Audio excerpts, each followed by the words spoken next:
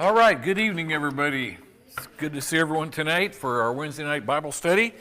We are going to start in chapter 5 of Hebrews tonight, and so we'll see how far we get into that. Hopefully it's only 14 verses. Hopefully we'll get about halfway through tonight, and then we'll finish it next Wednesday.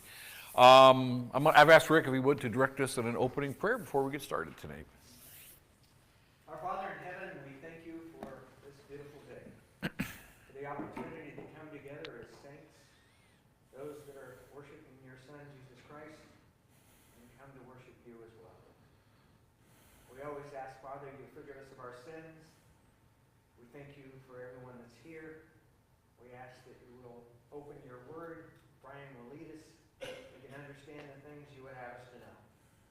We can apply them to our lives. We can be thankful that you've preserved your word down through time for us. Again, forgive us. We ask this in Jesus Christ's name. Amen. Amen. Thank you, Rick. Okay, chapter 5. We're going to get kicked off on that tonight, and we're going to resume some more discussion on the high priest of Jesus' high priesthood. And the author here in chapter 5 is going to be making some comparisons to a number of things about the high priest. One of them is the fact that the high priest is always appointed by God. Even if you go back to the days of Aaron, that was a position. The priesthood was all established with the tribe of Levi through God. And the same thing is going to be with the high priesthood of Jesus. When we look at the overall aspect of this chapter, it's a lot of it's going to be reflective of our communication with God. And what I mean by that is in times past in the Old Testament, how did God talk to the people in the Old Testament? Through the prophets, right. And then how did the people then respond to God? It was through the priests, by the priests making offerings of gifts and sacrifices. So that was how the communication happened. From God to the prophets to the people through the priests back to God. Okay? Let's go down to 2024, today. How does God talk to us today? Through His Word. We have His Word, we read His Word, and that's how He speaks to us today. How do we talk to God today? Through prayer. That's absolutely right. In fact, we are called a royal priesthood by Peter. We are priests, and so we could take those prayers to God, and we also make sacrifices, do we not, in our lives? And so that's something to think about, just the difference between the past and the present, because we're going to bounce around here in this chapter about prophets and priests. So let's go ahead and begin in verse number 1. It says, "For every high priest taken from among men is ordained for men in things pertaining to God, that he might offer both gifts and sacrifices." Now, the author here begins to deal specifically with the high priesthood of Christ, and that's what started way back in chapter 3, verse 1. So we're going to see this keep dabbling even as we get into chapter 7 with the comparison with Melchizedek. But the high priest had a very special, critical role for the nation of Israel. Make sure I got the right slide up there. It was through the high priest that man offered his worship and his sacrifices to God. And the writer says, every high priest taken from among men. Now this refers to those of the tribe of Levi, the Aaronic lineage. The high priest was always taken from men of Aaron's lineage. And this man would know the needs of his fellow man. And that was what should have been comfort to the people in the Old Testament. The high priest was just a common man like them. He was also a sinful man like them. And so he would know the needs of his fellow man and the frailties and the faults of his fellow man. Okay? And he says, taken from among men is ordained for men. The priests offered the sacrifices for men. The priests officiated in the temple and interceded for men. And the word ordained means really appointed. God appointed men from the tribe of Levi to be these priests in things pertaining to God. This all relates to man's relationship to God in religious matters. And then the last part of verse 1, he says that he might offer both gifts and sacrifices. These were things that were brought to the altar. Now, there is a difference between these, and I've got them on your slide. Gifts were usually of a bloodless nature, okay? Drink offerings, things like that. Sacrifices, however, were a blood offering for sins on behalf of men by the priest. And so there is a difference there between gifts and sacrifices. Now, this reminds me of a number of passages. First of all, if you want to read over in Hebrews chapter 8, I'll take us there real quick in verse 3. The author says here in just a few chapters we'll get to in probably a couple weeks, for every high priest is ordained to offer gifts and sacrifices, whereof it is necessity that this man have somewhat also to offer. So this is just an emphasis that the high priest did make offerings of these gifts and offerings of these sacrifices. This reminds me a whole lot of the situation with Cain and Abel. We have a difference here of Cain basically offering basically what would amount to a gift, a bloodless nature gift, whereas Abel would have offered a blood offering. And in Hebrews 11:4, it talks about that just briefly. It says, by faith Abel offered unto God a more excellent sacrifice than Cain, by which he obtained witness that he was righteous, God testifying of his gifts, and by it he being dead yet speaketh. And if we go back, clear back to the beginning in Genesis in the 4th chapter, we can read that apparently God had asked for a specific type of offering, a blood offering. Cain did not present that. Let's go back to chapter 4 of Genesis. It says, and Adam knew his wife Eve, she conceived and bare Cain, and said, I have gotten a man from the Lord. And she bare again his brother Abel, and Abel was a keeper of the sheep, but Cain was a tiller of the ground. And in the process of time it came to pass that Cain brought the fruit of the ground as an offering to the Lord, and Abel he also brought of the firstlings of the flock and the fat thereof. And the Lord had respect unto Abel and to his offering, but to Cain and his offering he had not respect.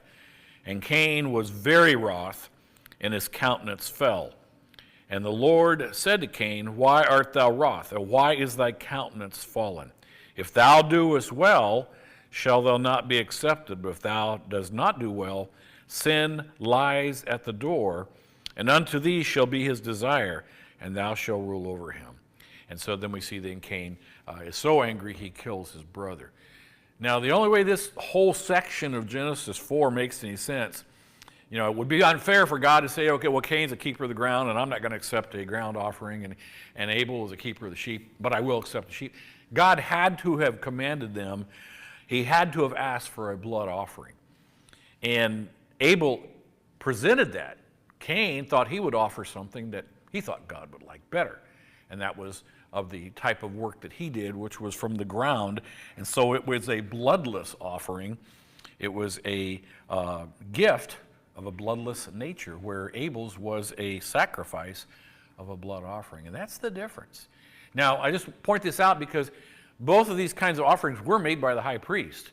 But in Cain's case, he did not do what God had asked, and then sin was lying at the door. Anybody have any thoughts on that whole verse 1? Just kind of a lot there, but I want to make sure I cover the gifts and the sacrifices, because we're going to talk a lot about these as we move on. Any thoughts? Okay. All right, let's go on to verse 2.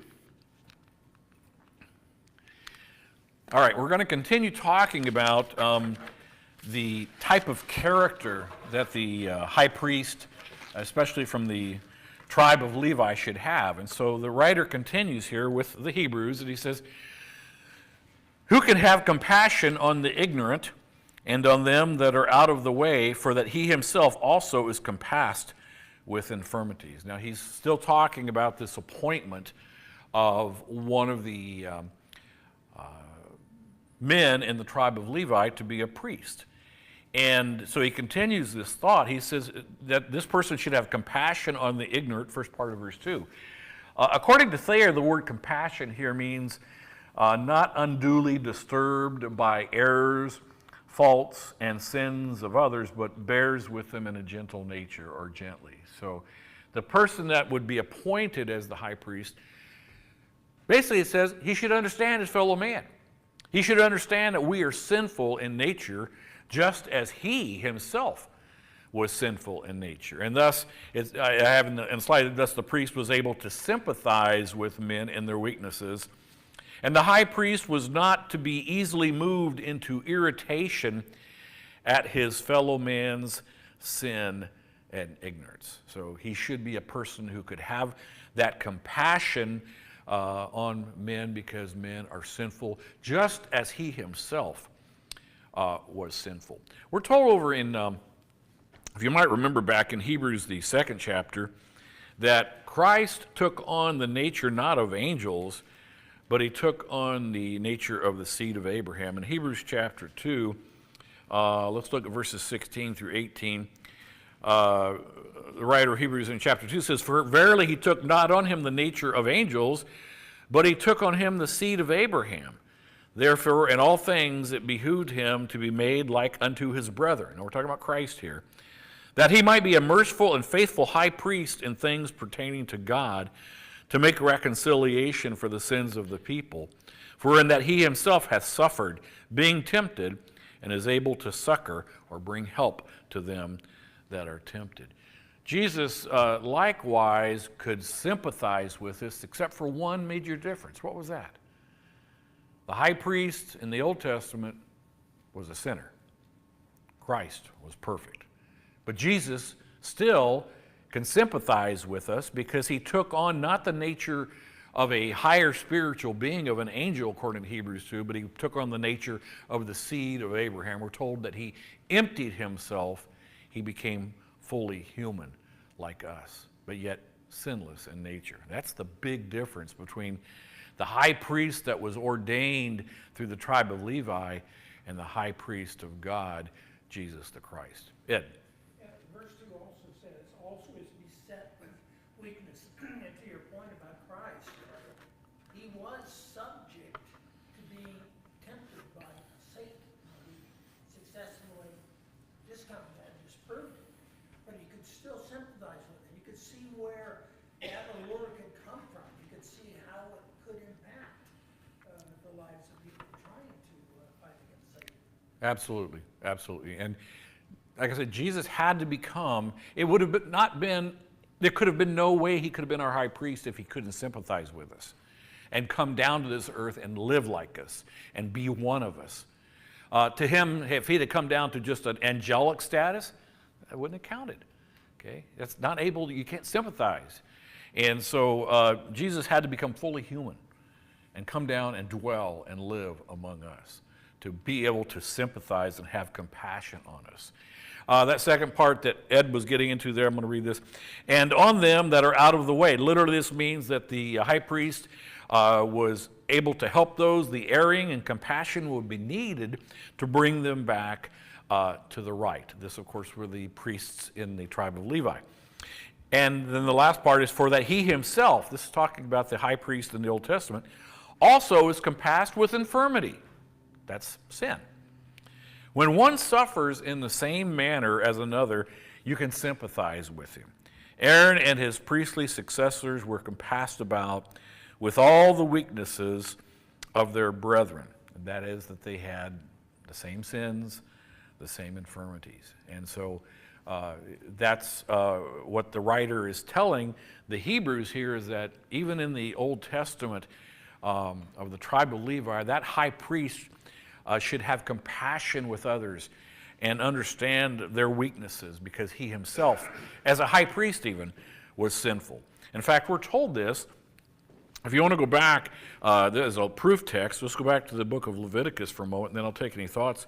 But in Leviticus chapter 4, God knew this would be the case, and he states the following in Leviticus 4 in verses 1 through 4. "And the Lord spake to Moses, saying, Speak to the children of Israel, saying that if a soul shall sin through ignorance against any of the commandments of the Lord, and concerning the things which ought not to be done, and shall do against any of them, if the priest that is anointed do sin according to the sin of the people, then let him bring for his sin, which he has sinned, a young bullock without blemish unto the Lord for a sin offering.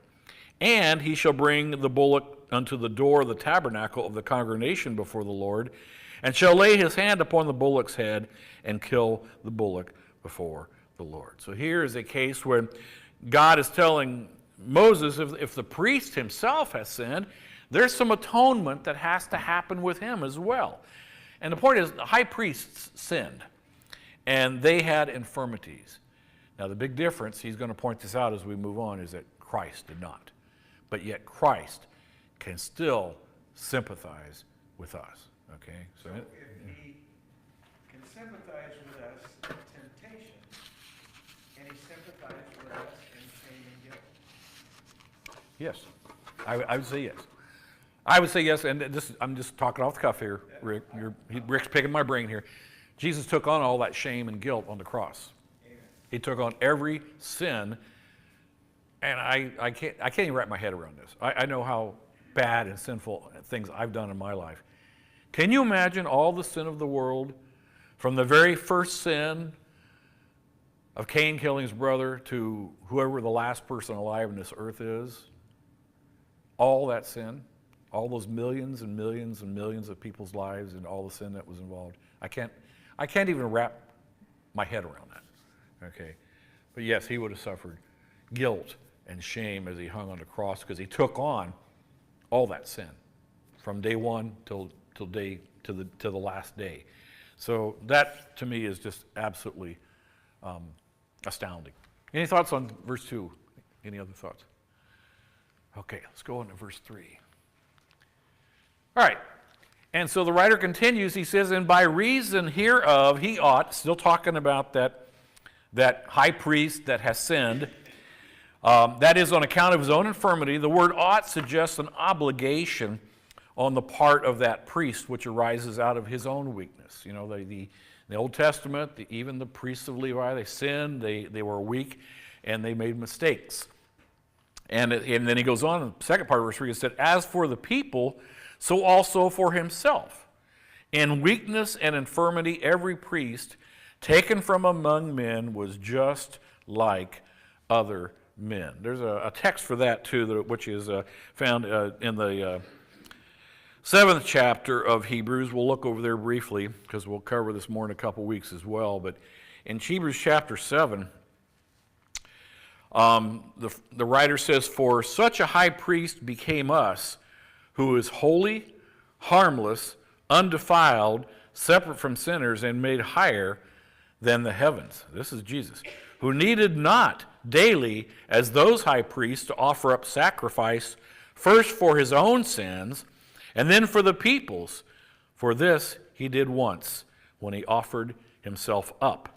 For the law maketh men high priests which have infirmity, but the word of the oath, which was since the law, maketh the Son, who is consecrated forevermore. Here's a proof text for you. Jesus did not have to make a sacrifice for himself. He was sinless. Whereas the Old Testament priests, they had to make a sacrifice, first of all, for his own sin, for their own sins, and then for the sins of the people. And that's a proof text that you can go to. And then the last part of verse 3, he says, and by reason hereof he ought, as for the people, as for himself, to offer for sins. Here's what the priest ought to do, not only for the other people, but for himself as well. Over in Hebrews, the 9th chapter, let's go down and read verses 6 and 7. The writer says here in Hebrews chapter 9, we'll read 6 and 7. He says, now when these things were thus ordained, the priest went always into the first tabernacle, accomplishing the service of God. But into the second went the high priest alone every year, but not without blood, which he offered for himself and for the heirs of the people. So the Old Testament, when that high priest went in, he went in for the first part of the tabernacle, and then he went into the most holy place, the Holy of Holies. He didn't go in there without blood, not without blood. He had to bring blood in, first of all, to atone for himself, his own sinful nature, his own sins, his own weaknesses, his own infirmities, and then for the sins of the people. So there was a process there. Now again, we're kind of building here. The writer of Hebrews is telling the Hebrews all this because he's going to lead to how much better now Jesus is than the priests under the Aaronic lineage, okay, of the tribe of Levi. Jesus is sinless. He did not have to make a sacrifice for his own sins. Any thoughts on verse 3? Rick, you're twitching. Okay. All right, so let's move on to verse 4. Okay, in verse number 4, the writer continues. He says, "And no man taketh this honor to himself, but he that is called of God, as was Aaron." Now, he's going to switch gears a little bit here and point out to the Hebrews, these high positions of being a priest or being a high priest were not self-administered. They were not self-appointed. These are things that were appointed by God. And so he says, "And no man takes this honor unto himself." This is in reference to the priesthood. Aaron and his sons did not arbitrarily assume these positions, but rather they were appointed of God. Here's a proof text for you. Let's go back to the book of Exodus, where we're shown how this is established. Exodus in the 28th chapter, and we'll read verses 1 through 3. And God says to Moses here, he says, "And take thou thee Aaron, thy brother, and his sons with him from among the children of Israel, that he may minister unto me in the priest's office, even Aaron, Nadab, and Abihu, Eleazar, and Ithamar, Aaron's sons. And thou shalt make holy garments for Aaron thy brother for glory and beauty. And thou shalt speak unto all that are wise-hearted, whom I have filled with the spirit of wisdom, that they may make Aaron's garments to consecrate him, that he may minister unto me in the priest's office." So you can see this is all here in the 28th chapter of Exodus. This was appointed and established by God. God is the one who told Moses, "This is what I want you to do." This position, this appointment of the priesthood, this appointment of the high priest, this is at God's appointment, not man's, okay? And then he goes on back to our text in verse 4, "But he that is called of God." In other words, being called of God, any man serving as a priest must do so at the appointment of God. And then just to emphasize that, at the end of verse 4, he says, "As was Aaron." Well, we just read that in Exodus 28. Aaron, being the first high priest of Israel, therefore is held forth as the example of a divine appointment to the priesthood. God appointed Aaron, and it was not done by man. It was only to be from the tribe of Levi. Aaron was selected by God, not by men. Now, the reason I point this out, and it's so important to get this in your mind, is this is why the rebellion of Korah was so horrendous. You might remember back in the book of Numbers, in Numbers in the 16th chapter, we have Korah and some of his followers that decide that Moses and the priests are just taking on too much, and they need to give up some of that authority and let them help out.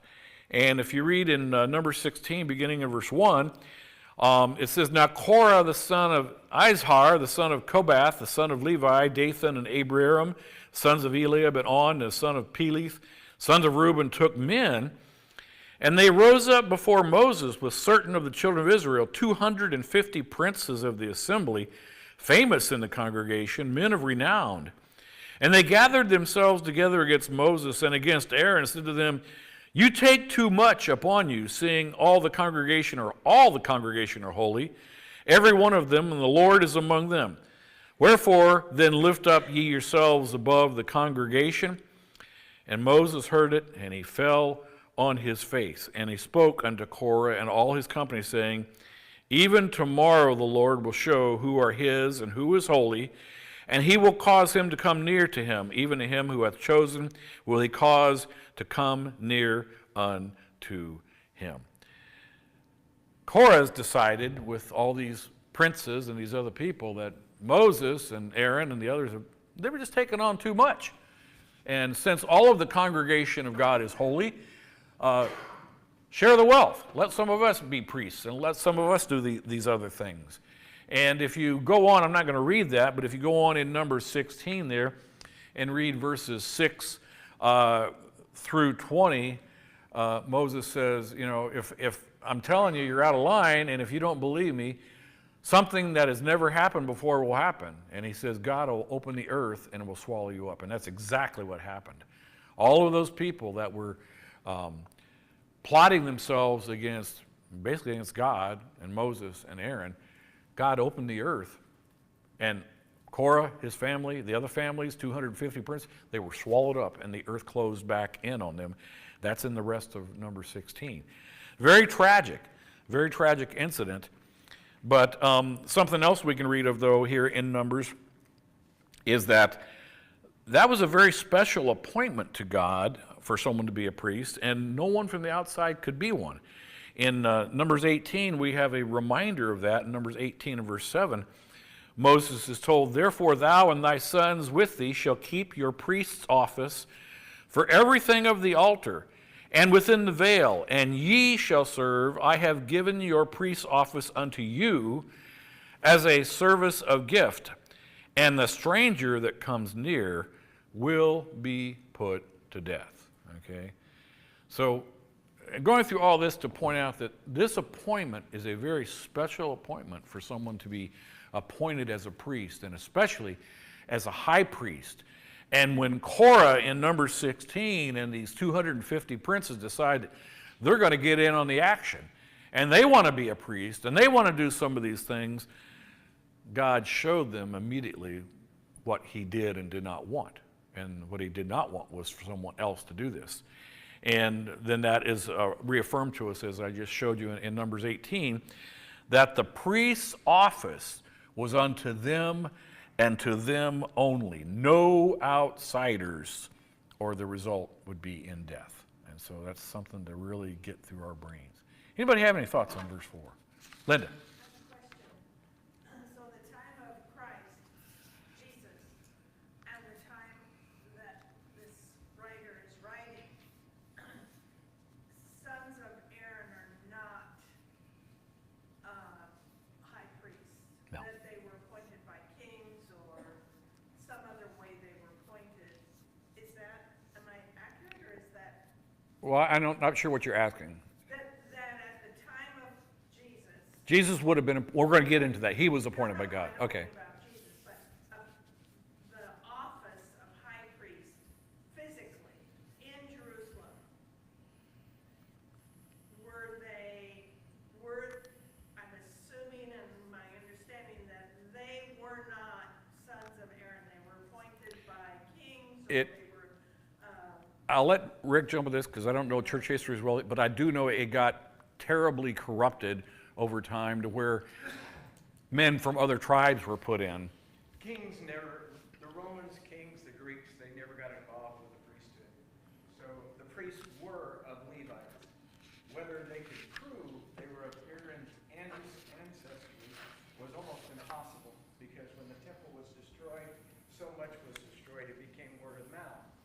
But they were so corrupt that Annas, who pretty much took over the job, put his son-in-law Caiaphas in, and he stepped in. The high priest was supposed to be for life, first and foremost. So when he was appointed, until the day he died, he was supposed to stay a high priest. He did not, Annas. And then he used his other three sons as high priests politically as well. Caiaphas was a Pharisee, Annas was a Sadducee. So when the Romans got mad at the Sadducees, they put Caiaphas in. When they got mad at the Pharisees, they put Annas back in, or one of his sons. So yeah, it was political. It became a game. But it was still after the Levites, and it was still supposedly after the family of Aaron, to the best way they could prove it. And of course, you might recall, jumping way ahead in history, but Even when the divided kingdom happened, Rehoboam and Jeroboam appointed priests that were not of the tribe of Levi. So it got corrupted. But the point that we're driving to here in this is that the appointment of a high priest was to be done by God. And now we're going to see he's going to now flip that coin over and show us that Christ was appointed by God. And that's because he's trying to get the Hebrews to understand the better fulfillment of all things through Christ. Not through Levi, but through Christ. And so that's where we're going to flip the coin here, especially right when we get into verse 5 here. So any other thoughts? Okay, because we're going to get into verse 5 now. So he's been talking about this appointment. So keep that in the back of your brain. So we're going to jump spring from that. Verse 5, so also Christ glorified not himself to be made a high priest, but he said unto him, thou art my son, today I have begotten thee. So this word so here in the first part of this means in like manner, just as it was true with Aaron, where God appointed Aaron as high priest, so also Christ would be appointed high priest. And he says in the next part of verse 5 here, he says, he glorified not himself to be made a high priest. Let's talk about Jesus. Jesus did not glorify himself to be made a high priest. Christ's glory and honor as a high priest was not self-appointed. He was called of God into this position, and the glory under consideration is glory as a result of serving as a high priest. I want you to go back and let's look at let's go back and look in John chapter 8 for a minute, the Gospel of John. In John 8, and if I can flip over there real quick here, we're going to read verses 53 through 56. John 8, verse 53. And Jesus is talking to, I think, the Jews here, and in verse 53 he says, art thou greater than our father Abraham, which is dead, and the prophets are dead? Whom makest thou thyself? So they're asking Jesus, who do you make yourself out to be? Verse 54 of John 8. Jesus answered, if I honor myself, my honor is nothing. It is my Father that honoreth me, of whom you say that he is your God. Yet you have not known him, but I know him, and if I should say I know him not, I shall be a liar like unto you. But I know him, and I keep his sayings. Your father Abraham rejoiced to see my day, and he saw it and was glad. So Christ here basically says, I can't go back and pat myself on the back. I'm not going to honor myself. I will be honored by the Father. And that's exactly what happens here in the third part of verse 5 here when it says, but he that said unto him, that but he is the Father, but the Father that said unto him, that's Jesus the Son. This points to who authorized Christ's priesthood. And then he goes on, and this is a quote now, the last part of verse 5 is a quote from Psalms 2. Thou art my son, today I have begotten thee. This is a direct quote from Psalms chapter 2 and verse 7, and refers to the resurrection of Christ. And we're going to see here that the author will associate that priesthood of Christ with his sonship and with his resurrection. Let's go to Ephesians chapter 1. And Paul talks a little bit about this in Ephesians 1, and we'll read verses 19 through 23. Verse 19. Paul says the following. He says, and what is the exceeding greatness of his power towards usward who believe? According to the work of his mighty power, which he wrought in Christ, when he raised him from the dead and set him at his own right hand in the heavenly places, far above all principality and power and might and dominion, and every name that is named not only in this world, but also in that which is to come, and hath put all things under his feet, and gave him to be the head over all things to the church, which is his body, the fullness of him that fills all in all. So Paul here basically is talking about this whole idea of Christ has been elevated and exalted. And the author here associates that priesthood of Christ with his sonship. The priesthood of Christ has its basis in the fact that Jesus is the Son of God. Okay, so we need to get that firmly planted in ourselves, because he's going to continue now to build on this thought. Okay, let's go to verse number 6. One quick note on that. The argument or difficulty for the Hebrews was not necessarily that Jesus was the Son of God, because they had evidence to that. It was that he was of the tribe of Judah And not of Levi. The Yep. high priest. Yep. And so what the writer here has just established is the same God that said, "You are my son," said, "You are the high priest." Yep. And Rick just pointed this out, you couldn't be a high priest unless you were from the tribe of Levi.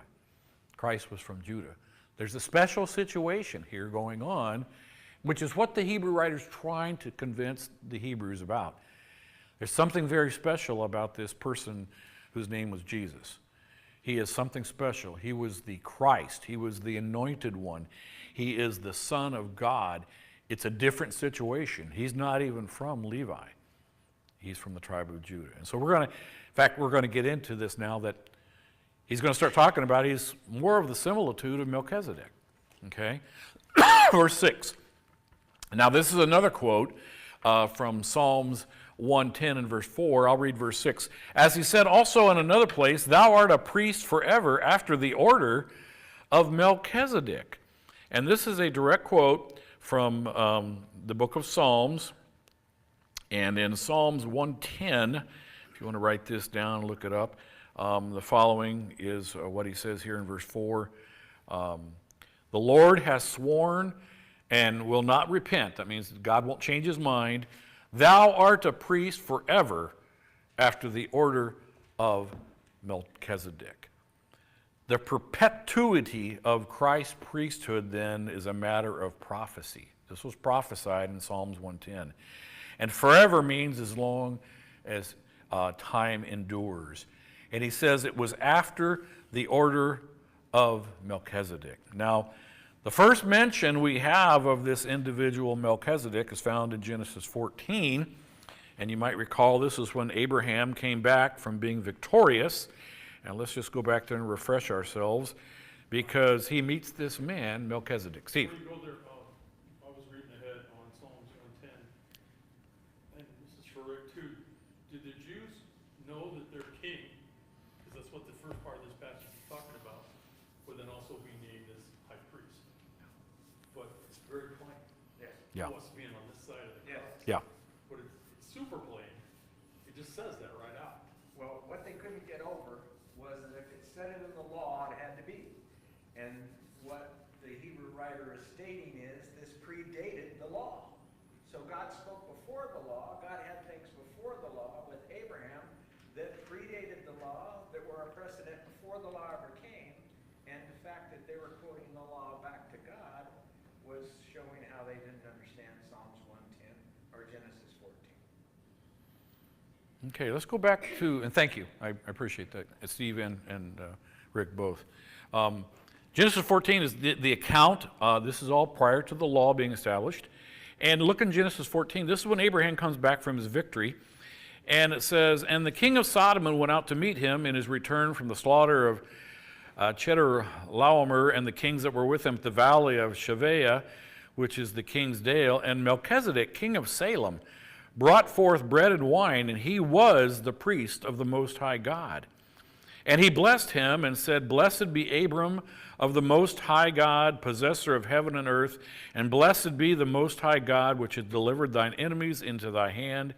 And he gave him tithes of all. And the king of Sodom said unto Abraham, Give me the persons, and take the goods thyself. And Abram said to the king of Sodom, I have lifted up my hand unto the Lord and the Most High God, the possessor of heaven and earth. I will not take from thee a thread, even a shoe latchet, that I will not take anything that is thine, lest thou should say, I have made Abram rich. Save only that when the young men have eaten, and the portion of the men which went with me, Aner, Eshkwa, Mamre, let them take their portion. So this is when we're kind of first introduced to Melchizedek. And he is greater than Abraham because Abraham pays him tithes. And he is the one that does a blessing to Abram. And the priesthood of Aaron was never designed to endure permanently. But when the gospel came, it was done away with along with the rest of the law and all those ordinances. Now here's the difference. Melchizedek was a king and a priest. Well, guess what? So is Jesus. So it is with Christ. Christ's priesthood was not after the law of a carnal commandment, but after the power of an endless life, just like Melchizedek is described, the power of an endless life. A couple passages for us to look at. Let's go back to Hebrews again, and go to Hebrews chapter, we'll start in verse chapter 7 first, and let's read 15, 16, and 17 of Hebrews 7, beginning in verse 15. The writer says here in Hebrews 7, "And it is far more evident that after the similitude of Melchizedek, there arises another priest, who is made not after the law of a carnal commandment, but after the power of an endless life. For he testifies, thou art a priest forever, after the order of Melchizedek." That again is going back to Psalms 110. And we're also told in chapter 7 of Hebrews that Melchizedek, in verse 3, says he was the king of peace of Salem. In verse 3 it says he was without father, without mother, without descent, having neither beginning of days nor end of life, but made like unto the Son of God, abideth a priest continually. So Jesus' high priesthood was like that of Melchizedek, having neither beginning of days nor end of life. It was a special, special situation. Far different than the carnal ordinances and the parameters that were put around the priests of the tribe of Levi. Does that mean he didn't know his mother or father, or he didn't die, or he was born? That's some stuff I don't know, Rick. There's just something. Any of that. Yeah. What it meant was that the Jews were all about genealogy. Yes. And they only went back as far as Abraham. And so what God is pointing out is there was life before Abraham. You people, Yeah. listen to me and let me tell you about it. And they didn't want to accept that. No, and it's a unique, and that's why I keep pointing, this was a unique situation like Melchizedek. Jesus is of the same order as Melchizedek. He So was it's, prophet, priest, and king. yes, Right? All three. all three. So let's see if we can get through, anybody have anything else for you? Jeff? Oh, I think you kind of covered in chapter 7, but also was it chapter 2, from 9 or 10, it talks about this too, and we already covered it. But it made me think when he talks about Christ being 12, refers to Melchizedek in Hebrews chapter 2, and then you went to chapter 7. I guess what I think is interesting to point out, when you put all those together, to go through this chapter by chapter, verse by verse, is just kind of zoom out for a second, and you see all that come together, it makes a lot more sense. Yeah. In my opinion. Yeah. You look at the topics and the theme, and you keep going, you see it repetitively put into place like that, it really does something. The other thing is it makes me think about Rick's sermon a little bit, on a little bit different level, but similar concept, in my opinion, where that law over love, they're so hung up, right, on the law that they can't even see through what he's trying to be told. Yep. And and when I get too deep in this, even myself, I have to back up and say, now what was the reason the Hebrew writer was saying this? He's trying to point out there was something, again, unique about Christ. He's not like those of the tribe of Levi, Aaron's sons. He was a unique situation after the order of another unique situation, the man Melchizedek. Let's see if we can get through verse 7, and then we'll stop there for this week. Let me just read verse 7. He says, "Who in the days of his flesh," now this is pointing to Christ, "when he had offered up prayers and supplications with strong crying and tears unto him that was able to save him from death, and was heard in that he feared." Who in the days of his flesh, this who is Christ, and when he lived as a human being on the earth, when he offered up prayers and supplications. I believe the author here is referring Maybe not to just one single place, but one place I can think of right away was the agony that he faced in the Garden of Gethsemane. Jesus fulfilled the requirements of the human side of priesthood. He knew the agony of body and soul just as the other men do. And at the time of his agony, he was not yet a high priest. He was preparing for it. Prayers and supplications show that he knew also, like man, he was dependent on God at this time. And then it says, and we've read this, and I've got on your notes there, with strong crying and tears.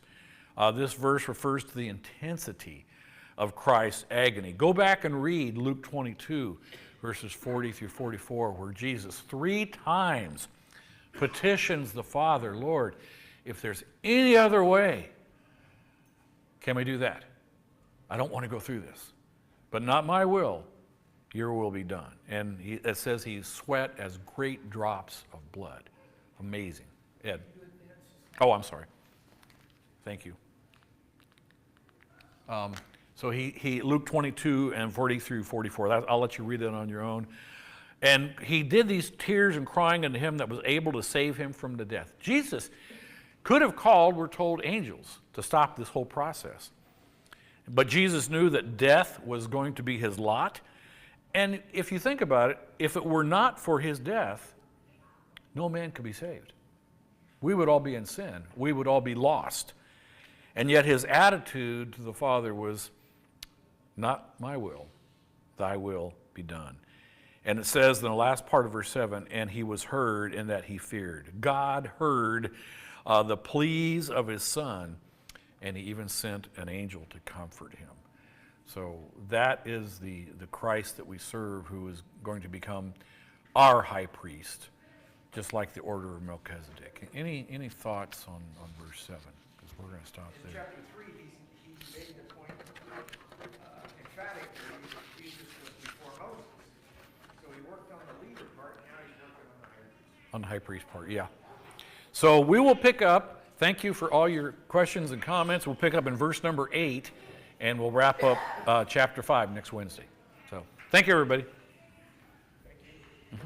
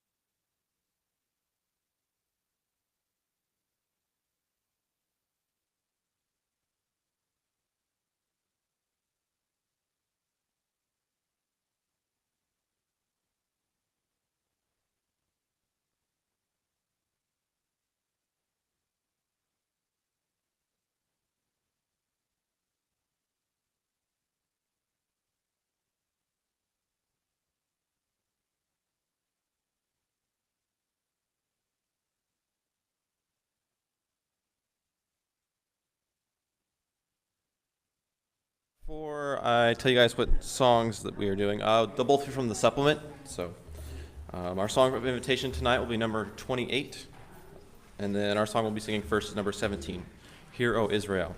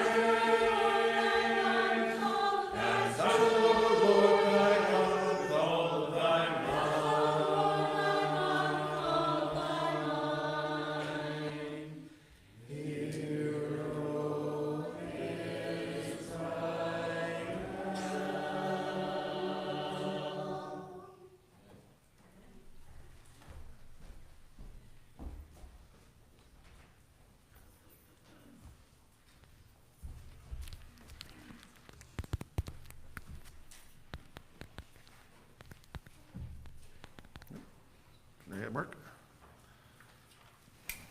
No, come on. You good? All right.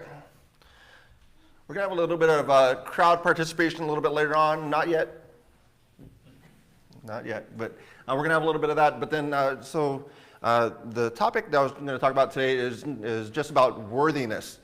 So a lot of times, there's times in your own life, even times now, that you don't feel that you're worthy to obtain what is promised to you.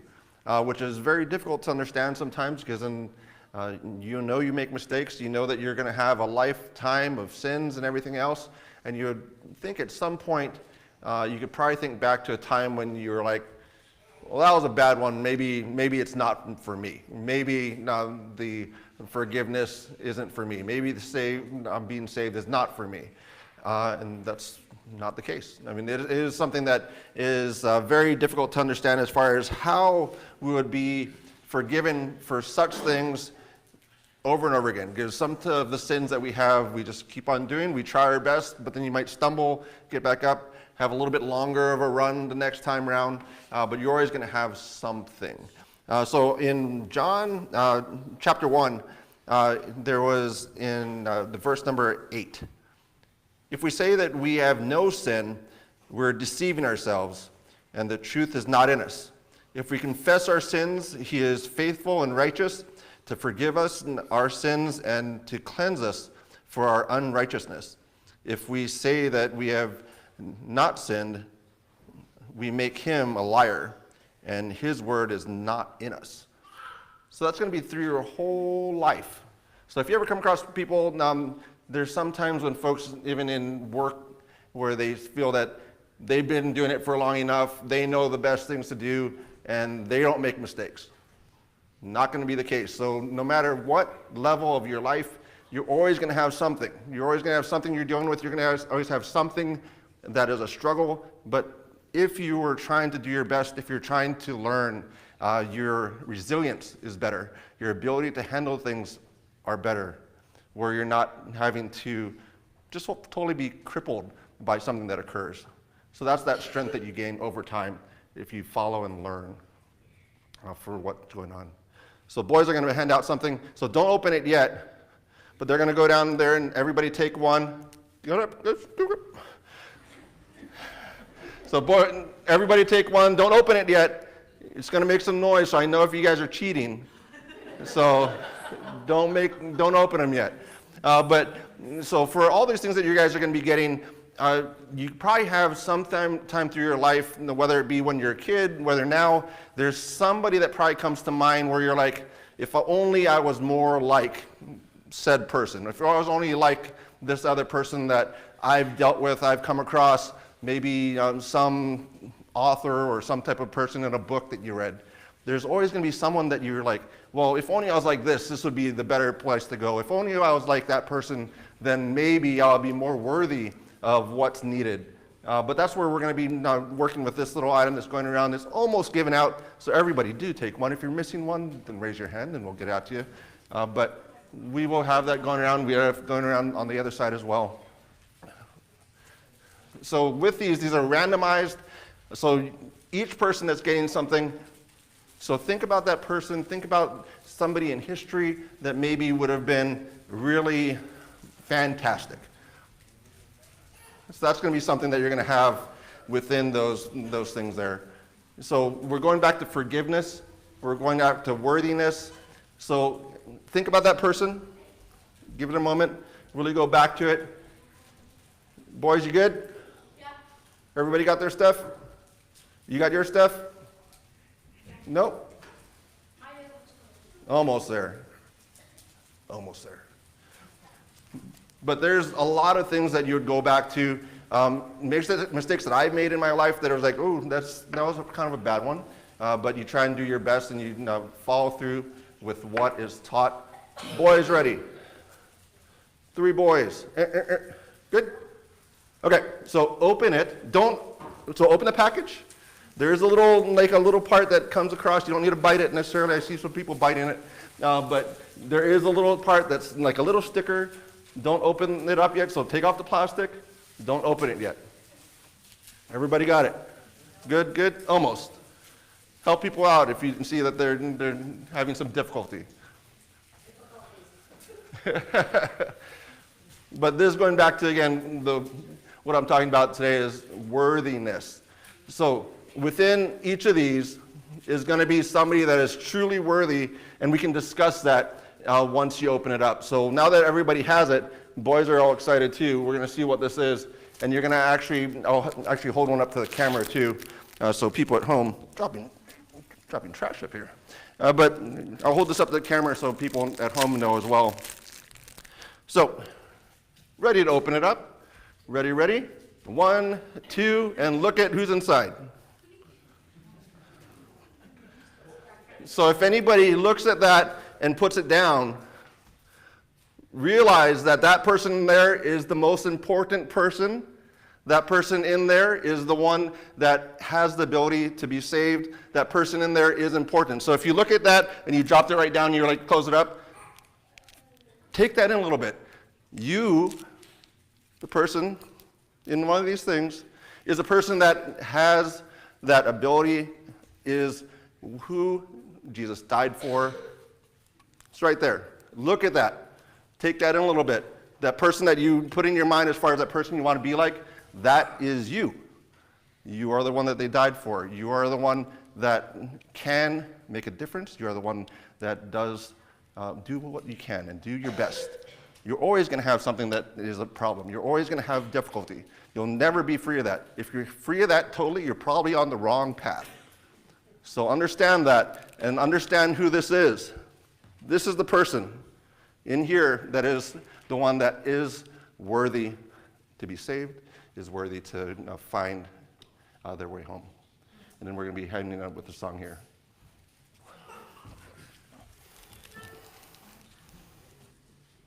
Over all the earth you reign on high, every mountain stream, every sunset sky, but my one request, Lord, my only aim, is that you reign in me again. Lord, reign in me, reign in your power, over all my dreams, in my darkest hour. You are the Lord of all I am. So won't you reign in me again, over every thought, over every word. May my life reflect the beauty of my Lord, 'cause you mean more to me than any earthly thing. So won't you reign in me again, Lord, reign in me, reign in your power over all my dreams. In my darkest hour, you are the Lord of all I am. So won't you reign in me again? Lord, won't you reign in me?